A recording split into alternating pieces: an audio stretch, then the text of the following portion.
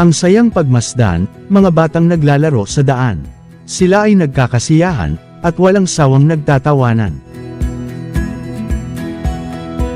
Ito ang mga batang mayroong normal na buhay, sila ang mga batang napapagalitan lamang dahil sa pag-uwi ay marurumi ang mga kasuotan. Ngunit gano'y wala silang pakialam. Masarap maging bata ika nga nila pero sa panahon ngayon iilan na lamang sila. Sapagkat karamihan ay sa basurahan na makikita, namumuhay at nagpupulot ng mga basura.